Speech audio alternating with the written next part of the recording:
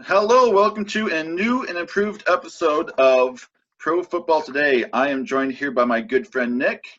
We're going to go through a few things before the season begins. Now, both of us are die-hard Bears fans. Both live in the greater Chicago area. So, of course, we have to talk about the big news surrounding the Chicago Bears. And that being, of course, the QB competition between Mitchell Trubisky and Nick Foles.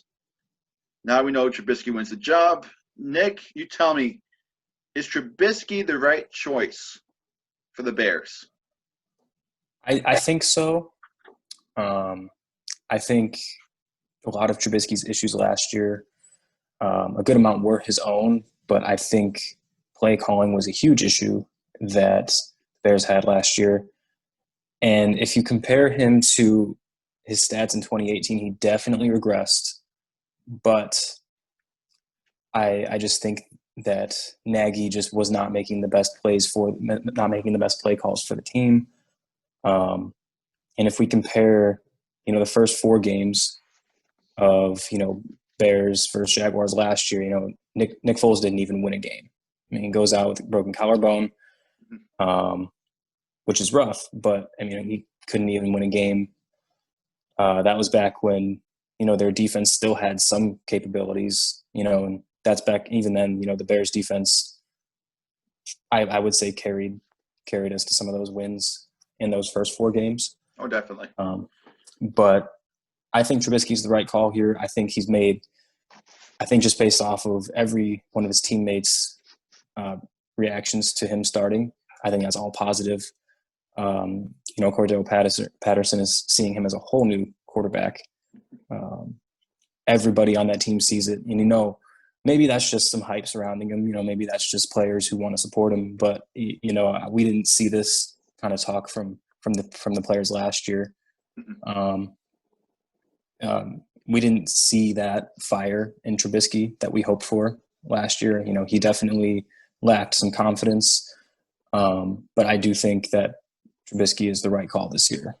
I don't know about you, Zach. I think it kind of helps that I don't think this was a true competition. Ever since the preseason was taken out, you can't evaluate these two completely.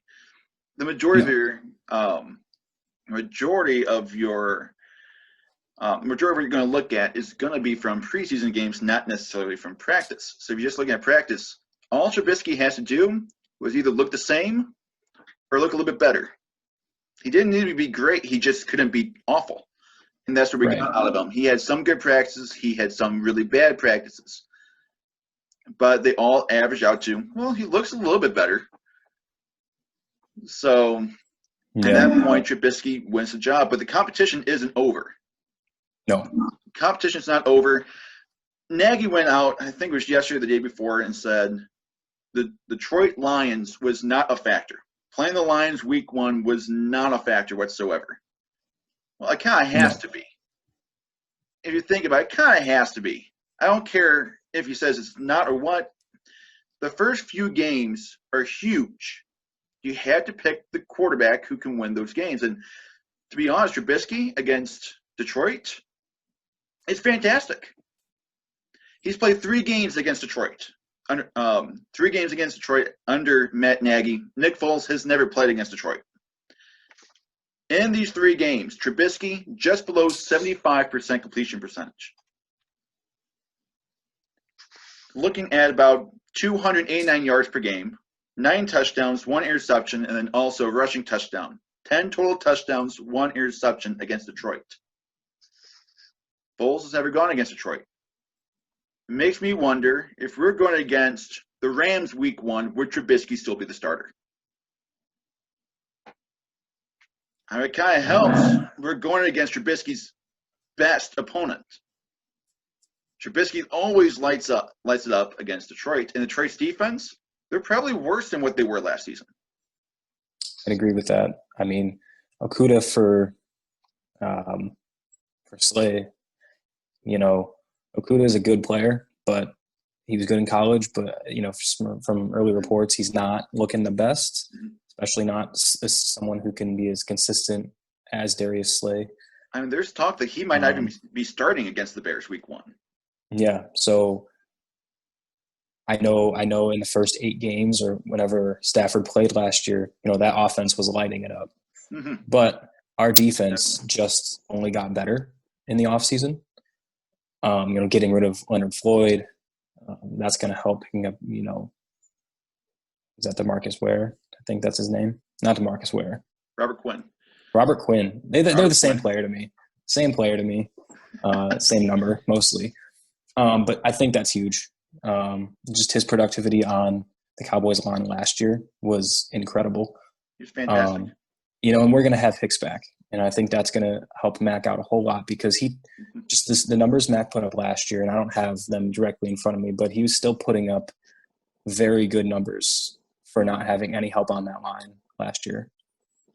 The Bears secondary, I'd say got a little bit better getting rid of Amukamara for Jalen Johnson. He's looks amazing in training camp. Should have been a first-round pick, but obviously – I believe he broke his foot or something in his leg. Torn labrum. Torn labrum. So he's looking really good. And I think our front seven is just gonna keep putting pressure like they always do. Fuller's gonna be consistent. Buster Screen last year was pretty solid. He didn't give up a whole lot of big plays, but again, Tayshaun Gibson to pretty much be in there to replace. Clinton Dix is going to be actually Deion Bush. Oh, Deion Bush. Deion Bush is a starter. Oh wow, but he gave up a few plays last year, but maybe he's learned from that. It reminds me last year he gave up that touchdown last second against Denver. That was all Bush blown coverage, but again, Gibson's been a consistent safety in the years he was in Houston. So honestly, I'm not too worried about our defense, but I do think Trubisky versus Foles is going to be something that's going to be week to week. Yes. This is not Nagy saying, hey, Mitch, you have the job. Here you go. Do what you want to do. This is going to be week to week. I wouldn't be surprised if, Mitch has a good week against the Lions. He, wins. Let's say we get a 20-17 win. That's probably not going to be good enough, honestly. Nagy's going to want to have his quarterback score. They're going to be aggressive, which is something that Foles and Trubisky aren't really known for being. Mitch is not an aggressive quarterback. He doesn't always go for that big play, but neither does Foles. No. Foles didn't. I have stats to kind of show that a little bit. Yeah, go ahead. Go ahead. I looked at Trubisky's stats under Nagy, right? Started 29 games, played 29 games under his belt. Foles, to kind of compare them out of games, you have to go back to 2015. So between 2015 to 2019, he's played in 30 games, started 24 of them. Trubisky, in those 29 games, 19-10, almost a 2-to-1 win-to-loss ratio. Foles, in his 24 starts, 11-13. A lot of that is the Rams.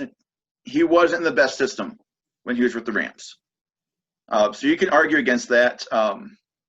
Now I can guess this one, completion percentage. Who do you think had the better completion percentage?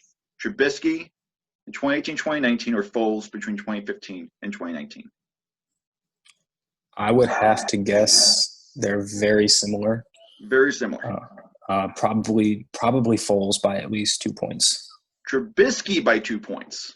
Ooh, okay. Trubisky by around 2.5. So that's Trubisky 64.7% completion percentage, and then Foles in 30 games 62.24%. Attempts per game, yards per game. Obviously, Trubisky's gotten beat because 6 games Foles didn't start. He's coming in and out, and some of those games, like week 1 against, I believe, was it Houston last year? Week 1. For the Jags. What was it? For the Jags. For the Jags. Week 1? I believe that was Houston. Yeah. Houston. So you have one half of him coming out. I believe there was another game last season that he was benched for Gardner Minshew. That was So around the obviously time the he came stats are back. going to be a Yeah, so little. What was it?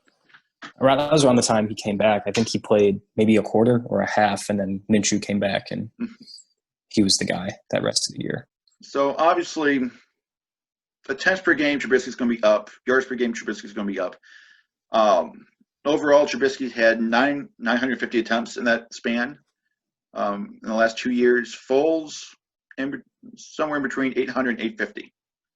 So 100 to 150 less attempts than Trubisky. Even with that, touchdowns. Trubisky, 41. 41. That's about a touchdown and a half per game. Foles, 25. 16 Exactly. less touchdowns with 100 to 150 less attempts. Even then, in the games that he started, that's barely a touchdown per game. If you look at all 30 games collective, that's less than a touchdown a game. So we have two quarterbacks here. Trubisky, touchdown and a half per game, not great numbers. Not awful numbers, but not great numbers. Foles, you can look at it either way, less than a touchdown, more than a touchdown, no matter what. It's not good. And what were the Bears' biggest issue in offense last season? Scoring. We got so many field goals where we couldn't score a touchdown. And we bring in Foles, who's not known for throwing touchdowns. But I would argue, I think the one thing, I think there's one area that puts Foles above Trubisky, and that's just in decision making on the field, in the clutch, like what play needs to be made. You don't become a Super Bowl MVP making wrong decisions, and I think Nick Foles' run to the Super Bowl, with Philly, showed he is a smart player. He'll make that right throw. He'll make the right throw. He can be accurate, with the right play. But he can't move very well. No.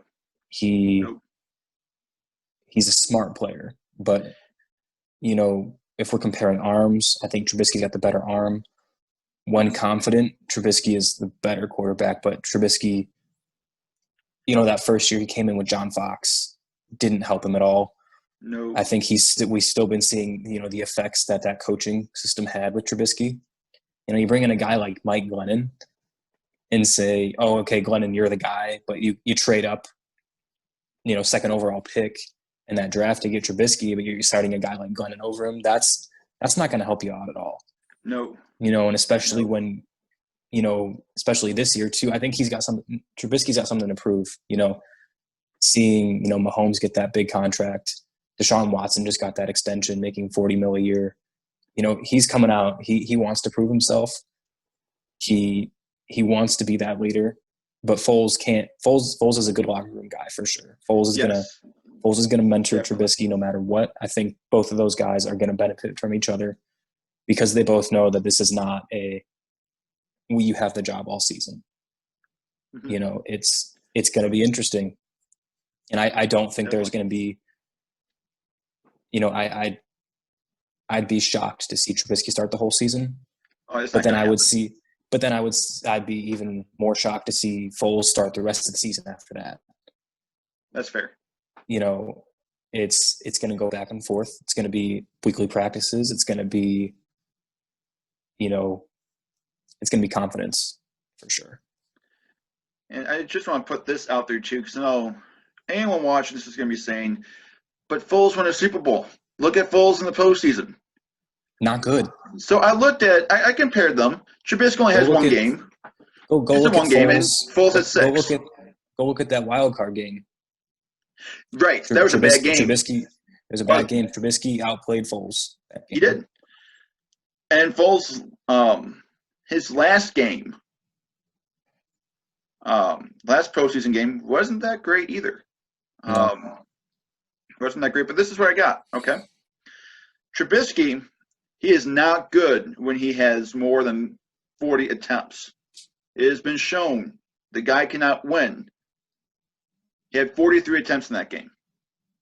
broke a Bears postseason record with 303 yards in that game. No Bears quarterback has thrown for 300-plus yards in a playoff game. Trubisky does it in his first. Gets a touchdown and throwing any interceptions, given he probably should have thrown 2 or 3. He had a couple dropped interceptions. Yep. Foles, he's got the better percentage. Didn't Foles throw 2 picks that game? He threw 5 picks overall in his postseason career. Okay. In 6 games, 5 interceptions, 11 touchdowns. Yards per game, 272, not bad. Trubisky still got him beat, given that's just 1 game. Yeah. Trubisky's performance in that wild card game is overshadowed by the missed kick, the double doink. Double doink. Everyone forgets just how good Trubisky looked that game. That whole season, really. He had a 95 passer rating whole season.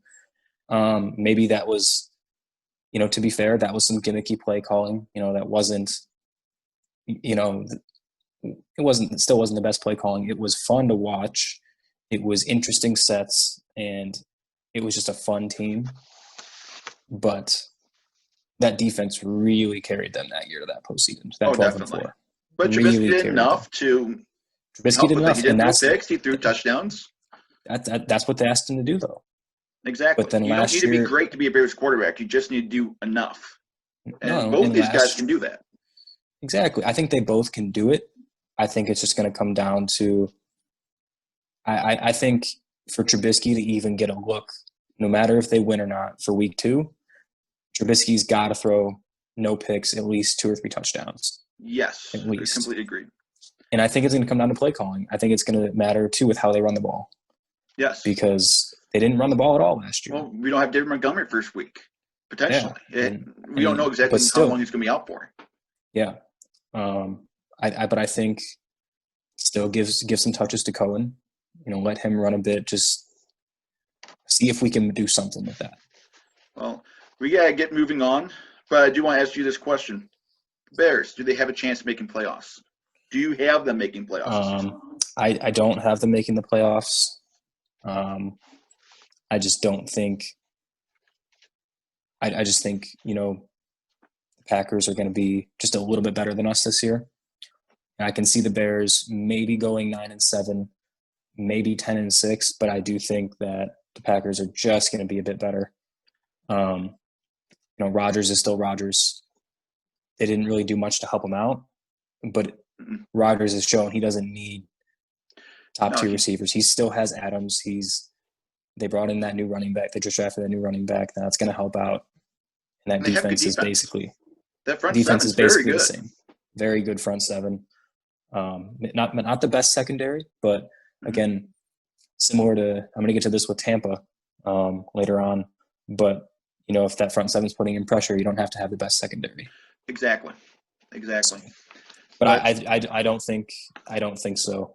Unless Trubisky or Foles can just ball out, which I don't see happening. Or unless something big happens. Unless Eddie Jackson can, get a bunch of pick sixes again. Yes. I don't see us really basically. Exactly. Yeah, I think the Bears, they're going to be good. Even being 9-7 though, because I think that's pretty likely. Yeah. Even going 9-7, I think it's going to be tough to make playoffs. Not even with the new format, new playoff format. I mean, there's a lot of good teams in the NFC. Just look at the NFC South. All those teams can potentially make playoffs. Yeah, that's where we're going to get to that later on in the show. And we get the NFC West, NFC East. You could see a couple teams. Okay, so there we go with the Bears. Let's transition now to, I think, one of the flashiest surprise cuts. I know they tried to trade him. It makes sense after they drafted the quarterback. But Josh Rosen gets cut by Miami. No one wants to trade for him. After looking at his stats, I have to kind of agree. Yeah, but he goes back with Bruce Arians. Bruce Arians was the guy who drafted him. I thought Josh Rosen was the best quarterback in that draft class. I liked him over Baker Mayfield. I wouldn't put him over Darnold, though, but I think Darnold's got a It higher was upside. close. It was close for me. Real quick, Darnold and Rosen went to two terrible teams with coaches who were not gonna help them out at all. So but that's I just think my it thing on helped that. with Darnold that they gave him that vote of confidence. They said, "You're the guy." Agreed. Yeah. Cardinals said, "Well, we can get better quarterbacks. Let's just dish Rosen out." They didn't take the time to really help him. No, They saw him as, they got a new we're probably just going to get coach, someone new better than you guy. anyways. We're not going to work on developing you. Right. They knew they were going to get a new coach, a new quarterback in there. And to be fair, it is hard to pass up Kyler. Kyler's a better quarterback. Outstanding. Better quarterback, outstanding. Reminds me of, Russell Wilson a bit. Yes. Very much like Russell Wilson, just a little bit smaller, maybe a little bit quicker.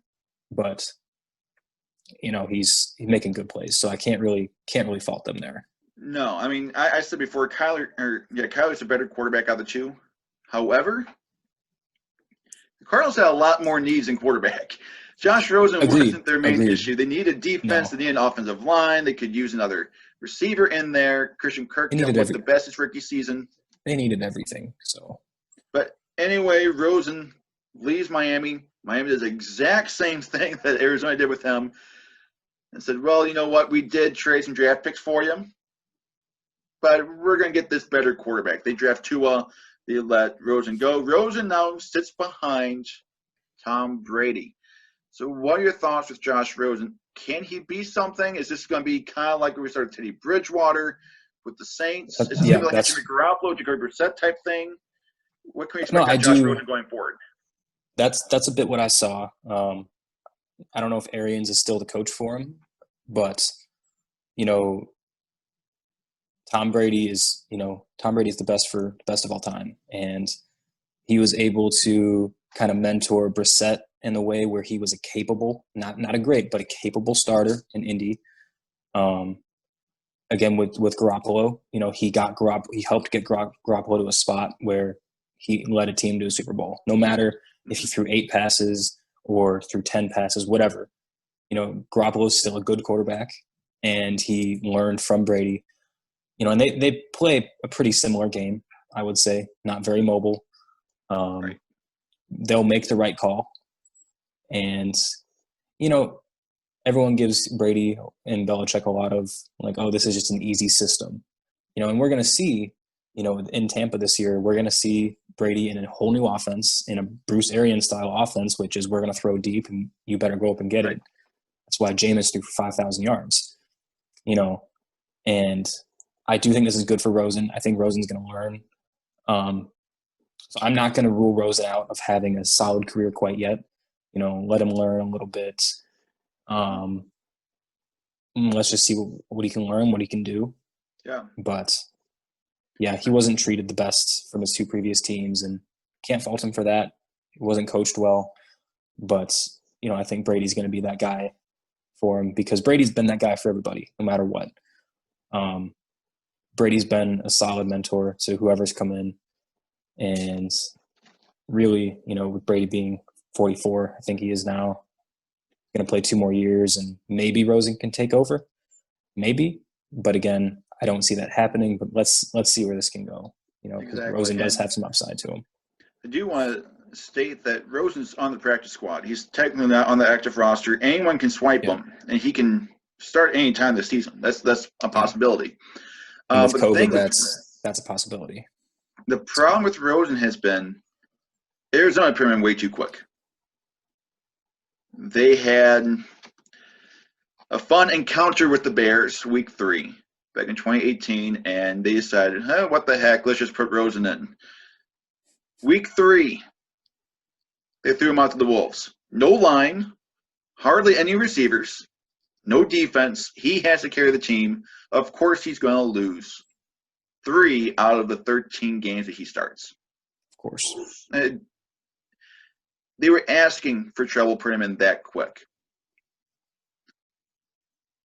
So, in 2019, he only played 6 games, started 3 of them. Didn't win a game. Other ones that he started. Didn't win a game. Completion percentage was terrible. But you also take into account the amount of times that he was sacked. So what I have here is not the amount of times he was sacked, but the percentage of dropbacks where he was sacked. His rookie season 2018, 10.3% of his dropbacks he was sacked. 5th most in the NFL back in 2018. Last season, 12.8% of his dropbacks he was sacked. Now, he didn't have enough dropbacks for that to really be recorded, but that would have been the most in the NFL of all starting quarterbacks. Higher than Dwayne Haskins, who's ranked number 1, about 12%. So that just kind of shows just how Rosen's been put in terrible situations. He's not a scrambler. No. He's not someone who's going to take off and run. He's a pocket passer. In Arizona, likewise a Christian Kirk, not the most reliable his rookie season. Larry Fitzgerald, definitely reliable, but you can't throw to Larry Fitzgerald every single play. Right. And last season's most reliable receiver, Devontae Parker, he got his breakout season. Wasn't great still. Wasn't phenomenal. It's okay. Decent. Showed to be number 1 receiver, but once again, there's his only target. I mean, who else is going to throw to? Preston Williams? So you got to put all this into account. And also, both teams did not have very good, well, I can't say about Arizona, at least when it comes to Miami. Terrible running game. Do you hear who their leading rusher was last season? Ryan Fitzpatrick. Ryan Fitzpatrick was their leading rusher. Think about that. Rosen can't run. So you're expecting to be the entire team? And Kalen Balaj couldn't run last season. He was awful. So bad they actually had to get rid of him. In fact, I think they traded him away and then his physical failed. So they just cut him. Yeah. So, I mean, it's been terrible situations. Now, though, he can finally sit back. He can learn. So maybe that's what he needs. I'm really hoping no team comes and swipes him in for him. I think he needs just a year of rest and just learning. Agreed. And we've seen so many rookie quarterbacks that are put in too early that have flopped. I mean, Dijon Kaiser, good quarterback. Too soon. Quarterback, Cleveland put him in too soon. Colt McCoy, another Cleveland quarterback, too soon. Say the same thing about Johnny Manziel. I mean, you look back at all Cleveland quarterbacks, all of them have been put in too soon. All been except for Baker. Baker, I'm fine with. Baker, I think, is the best talent they've ever drafted, though, at quarterback. By far. So that's why I think he's able to make it as far as he has, even with, I think, his 21 picks last year. To be fair, a good amount of them were in and out of the receiver's hands. Oh, yeah. Odell had a few of those where it's right at Odell, gets hit, ball comes up, picked off. So yeah, the receivers were not. Odell was playing hurt for the entire season. Yeah, didn't help, but Turner Callaway wasn't reliable. In fact, they cut him pretty early in the season. But yeah, I mean, put him in way too early. But I think it's going to help him out. He's now the backup. That actually could help him. He's still young. This might be a good restart for him. But how about we stay in Tampa? The big signing in Tampa. The big sign that left everyone confused.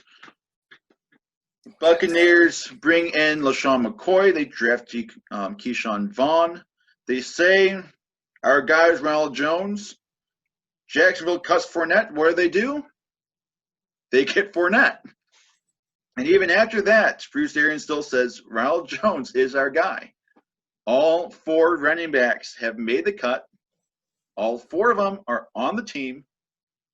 What can we expect from Leonard Fournette this season? Can we expect anything out of Leonard Fournette? Will he end up playing? Is he going to be just a role player? Is Ronald Jones really going to start over Leonard Fournette? Who knows? Arians is a weird guy. He makes some interesting play calls. interesting just decisions. Just the team they put together this offseason is one of probably the most talented I've ever seen. Just pure talent on a team. Their defense, front seven, is fantastic. Secondary is not the greatest, but they can work. They can work. They can do their job. The front seven is going to put pressure on every team who they play. So bringing in Gronk, probably not going to be as great, but it's Gronk. One of the best tight ends of all time. Brady is still Brady, no matter if he's with Bill, without Bill. He's got something to prove.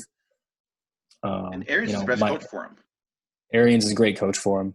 Fantastic. He loves veteran quarterbacks. Do you remember what he did with Carson Palmer? Yeah. Fantastic. Oh, yeah. Of course, Mike Evans, Chris Godwin. Probably one of my favorite duos. The best duo in the league. Year. Best duo in the league. Fantastic. But that running back room is going to be interesting. Yes. McCoy was going to be that guy to come in and catch passes for Brady because we know Brady loves throwing to his running backs. Fournette can catch a little bit out of the backfield, so maybe a little bit of competition there. But, Ronald Jones is supposedly the guy. So we're going to kind of see how this goes.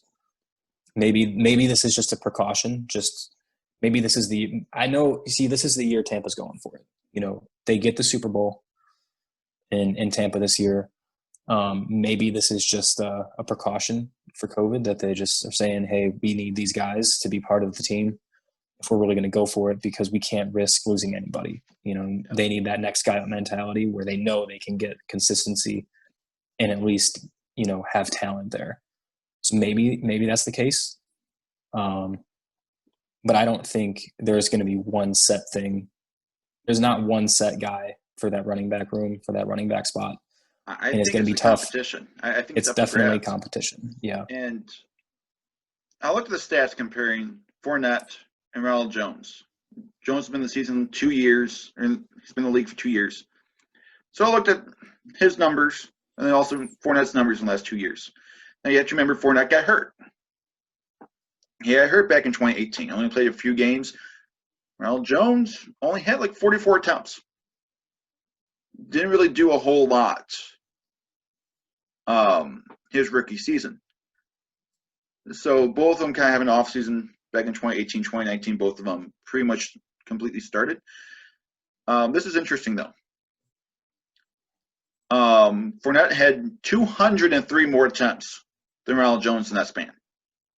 203 more attempts. Had about 750 more yards than Ronald Jones. Averages, Fournette 4. Ronald Jones 3.94. About the same. About the same. And of course, having more rushing attempts can actually help that number go up. Sure. Yeah. You can make arguments, I guess, for either one, but rushing yards per game, Fournette's definitely gotten beat. But also Jones played 27 games, only started 9 of them. He's a rotational guy between him and Peyton Barber. Fournette, 23 games, started all 23 games. There's no one else there in Jacksonville except for Fournette. No one was going to take that job from him. Exactly. No one's sharing the carries for the most part. Not like what Ronald Jones had to deal with Peyton Barber. But also there's this. Fournette, 8 rushing touchdowns. Ronald Jones with 203 less attempts, 7 rushing touchdowns. They're very similar. Very similar. And when it comes to receiving yards, once again, they're pretty similar. Ronald Jones, 9 yards per yard average, and then Fournette, 7.2. Yeah. Fournette got a touchdown. Jones didn't get a receiving touchdown. I mean, they're very similar. And actually taking a look at them, you might say, well, Fournette was, what was the 3rd pick of the draft? 4th pick of the draft? 4th pick of the draft. 4th pick. That was back in 2017? Yep. I think Trubisky the same draft Trubisky was.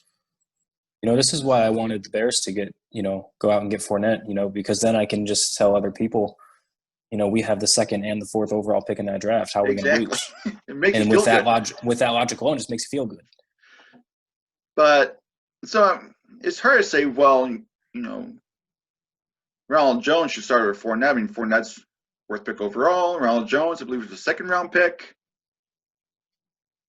But looking at them, Ronald Jones actually might be able to have just a little bit of an advantage over Fournette.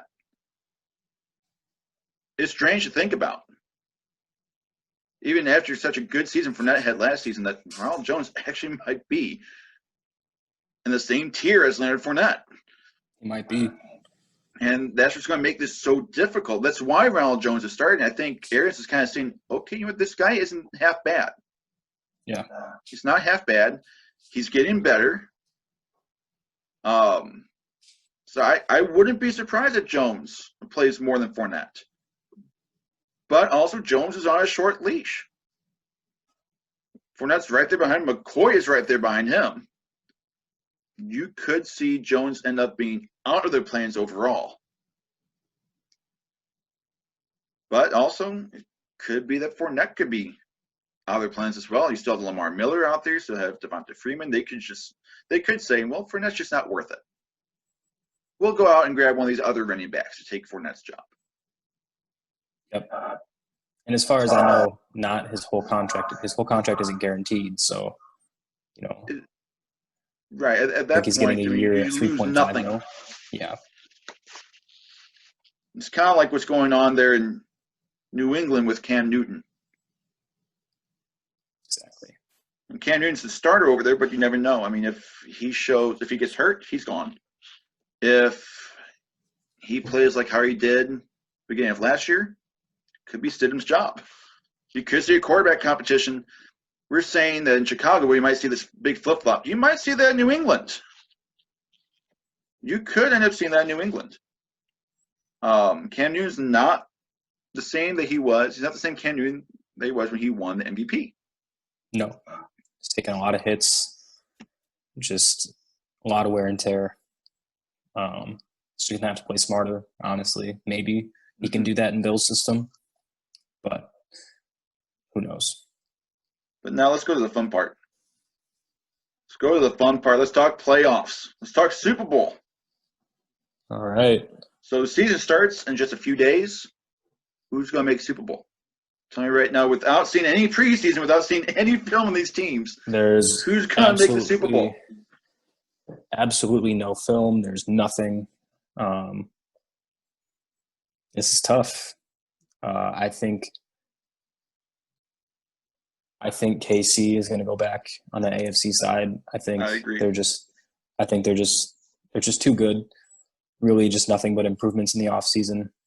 Mahomes is going to ball out again.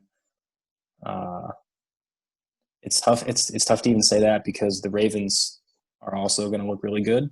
The Titans are going to look really good. Both those teams have done nothing except improve. So it's going to be. I think it's going to come down to one of those three teams to lose it. Really, the other day, Jadeveon Clowney signing with Tennessee. Mm-hmm. That's big. Exactly what they need. Their defense was already good, and they just added in a star, on the outside.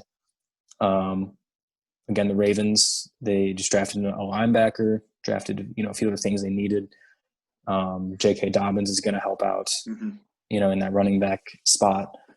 So it's tough. I think it's going to come down to one of those three teams to lose it, for one of those three teams to, for one of those teams to get to the Super Bowl. And I think over in the NFC side, I think it's going to be either the Saints or it's going to be the Bucks. I have the Saints. I just have that feeling that I'm leaning more towards the Bucks. So I think both teams are super talented. Nothing but improvements this offseason. I don't really care to hear about this drama going on with Kamara, not getting his contract. There's a lot of misreporting going on out there about what's actually going on. He is practicing. He is doing his thing. I think it's going to come down to one of those two teams to take the NFC. I don't think the 49ers are going to be good enough No, offensively this year. They got some they struggle. They're going to struggle offensively. they Defense is have going to be such a solid simple again. offense that you can once Yeah, defense can kind of figure out what they're doing. All they're doing is just running inside zone. They don't have star receivers. no, Debo's fine, but Debo's fine. he's just gonna miss. He's only missing a couple games, but still. Yeah, he might be back. Might be back for week 2. Of course, Kittle's going to be a monster again.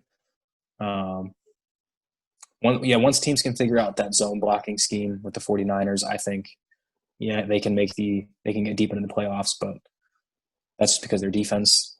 But I think Tom, Gronk, Mike Evans, Chris Godwin, I think they're gonna take that team, and I think it's going to be another whatever happens. It's going to be another good Super Bowl. There's so many talented teams out there this year.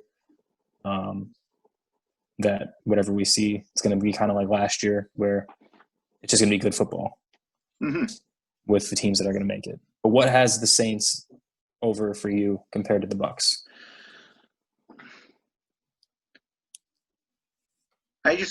I like the Bucs this season. I love the Bucs this season, but at the same time, there's so many different pieces that have to work in order for the Bucs to go deep in the playoffs. I think they'll make the playoffs. There's no question about it for me. But in order to win games, you need to have that chemistry. You have to kind of everything has to be gelling. I think it's just safer to say that that's not going to happen for Tampa. New Orleans with Drew Brees, or you can even say I think Seahawks have a really good chance. Seahawks have Josh Gordon back. So I think you could see one of those teams come in and take it. I think Tampa is just going to take another year for them to really start gelling. 2021, I'm fine with saying the Tampa. I'm fine with saying Tampa in the Super Bowl. But this year, I don't know. And there seems to be that unwritten rule. I should say unwritten rule. Just seems like it happens. There's always that one team saying, "Hey, they can totally make it to the Super Bowl and play the Super Bowl in their home stadium." But it never happens. We had that with Dallas a couple years ago. Dallas is going to do Dallas things, though. That's fair, but I mean, Jerry can't keep doing what he's doing if he wants another Super Bowl. But even then, Dallas, they had a very good season back in 2016. I believe it was 2016 that they could have played in their home stadium, and it didn't happen. Very, very good. So we saw the Vikings. I just have that feeling it's not gonna. It seems too good to be true right now. And Brady's good. He's still a great quarterback, but we also saw there was a little bit of a decline. Yes, he didn't have the people around him though. He's got Mike Evans, he's got Chris Godwin, he has Rob Gronkowski back. I mean, when was the last time though Brady actually had a receiver worth throwing to besides Edelman? I would say Brandon Cooks probably a few years back. But even then, Cooks wasn't getting that involved. Couldn't really do much. Maybe that was some play calling. He was a top 5 receiver back then. Well, that's true. The only receiver he's had since Randy Moss, there was a vertical passer or vertical receiver. Yeah. But, he's got he's got tons of talent over in Tampa. I love the talent there. I'm not ready to completely jump on the Tampa bandwagon saying Super Bowl bound. I agree they have to gel, but what's keeping me there is their defense only got better. I mean, yeah. Shaq Barrett was the runner-up for Defensive Player of the Year.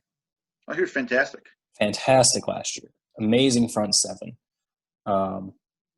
Brady, I'll take Brady over Jameis any day. Oh, yeah. I mean, Brady's not going to throw those interceptions. He's going to win more games because he's not throwing those pick sixes. Exactly. And that running, they're going to have a strong running game. And have a strong game in the backfield, whether they're running or passing out of it. That's just what they're going to do with Brady. And Evans is going to get open. Godwin's going to get open. Oh, yeah. What's Michael Thomas going to do? Just keep running slants? I think teams are going to figure that out. Another big issue with Tampa is you have Brady, you have Gronk. Both those two have playoff experience. They have Super Bowl experience. The rest of the team, no. They never played in the playoffs. Fournette did when Jackson made it to the conference, but that's it. The other players, I mean, take Lamar Jackson, for instance. Lamar Jackson's fantastic in the regular season. Fantastic. Guy can't play in the playoffs. It does stuff to you. I mean, he was very, very new in the playoffs, though. So I think what was that? That was his first run in the playoffs that actually mattered. So I'm not going to really fault him for that. Well, even then, his rookie season, he fell apart. He wasn't playing the same.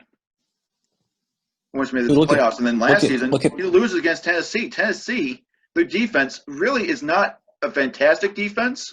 They had him figured out. Right. Look at Pat Mahomes last year. They were losing at halftime like all 3 games before they got to the Super Bowl. But also, he has the mentality to he has that spark capability. He can create that spark. Absolutely. And Brady definitely can do that. Don't get me wrong. Absolutely. Brady can do that. Absolutely. But Brady also has to expect everyone else to do the exact same thing. But I think the talent is around him with that receiving group to do that. Brady's just going to make them look better. I don't think Brady's going to throw for 5,000 yards, but Brady's not going to throw 30 picks. Brady's not going to might not even throw 30 touchdowns. Brady's going to put up at least 25 touchdowns, high 3,000, 4,000, something in the 4,000. I would say 4,000, yeah. In the 4,000 yards, he's not going to throw, not going to even throw half the amount of picks that Jameis threw. Oh no, I have him probably close. 30 touchdowns, maybe 10 interceptions. But yeah, Tampa's really going to have to gel, and we're going to see after they play. They're really going to have to gel, because if they're not gelling, obviously the Saints are going to take it. You got to keep the momentum up. That's what we saw with San Fran. That's how they made it to the Super Bowl. They kept that momentum going. Tampa, they have to make sure the second half of the season that they keep the ball rolling. And honestly, that's another issue with Baltimore. Those big-time games or prime-time games, they weren't able to keep that ball rolling. The only competition San Fran had last year was, the Seahawks. Yeah. They were the only team that were really capable of stopping them, I think. I just don't think the NFC really mattered much last year. They matter, but, definitely the weaker of the divisions. But I think now the NFC South is really it's going to come down to one of those 2 teams, the Bucs or the Saints. I completely agree. And the Saints are going to be consistent. Sean Payton's going to coach well. Breeze is going to play very well. That defense is going to do its thing. So it's going to be good. But no matter what, I think we both can agree Kansas City is going to be there in the Super Bowl this year. Absolutely. I love the Ravens, but I just don't see them. They choke. I love the Ravens. They choke in the playoffs. I just don't. In primetime games, they choke. I can't see Baltimore taking that extra leap this season. Yeah. And the Ravens have always been a defensive-driven team. That's what got them there with Flacco. Right. Let's be more consistent for them they got to be more consistent on defense. I think they will be. I think now that they have played a bit more together, they got that. They got Earl Thomas out. Thank goodness. He was not good for that locker room. No. Good talent, not good for the locker room at all. And we'll see how it goes. But it's going to be a good season. Going to be interesting for sure. So we'll kind of see how it goes. Yeah. Anything could happen, honestly. And there's always teams in before the season starts we're like, oh, they're going to be trash. But there are always teams that step it up. And there are always teams that we're going to say, oh, they're going to be great this year. And they suck. And we could very well see that with a few teams. Look at Cleveland last season. Oh, Cleveland. Everyone was high on Cleveland. Everyone was hyping on Cleveland. And Baker happened. The Browns happened. Yep. It was a whole mess of an organization, though. That's different. Yeah. That wasn't necessarily a talent issue. That was bad coaching, just bad front office. So that's a whole other story. Well, I think that's all we got today, because I'm pretty sure this call probably will shut off here at sometime. some point here soon. So, Nick, we have to make sure we do this more often. Yeah, for sure. We'll see what we can do. But thank you all for watching. Don't know how many of you out there watching today, but thank you so much for watching Pro Football Today. Feel free to hit that subscribe button. If you like my take, please write it down. If you don't like Nick's take, please put that down as well. So thank you so much for watching. Hope you have a good rest of your day.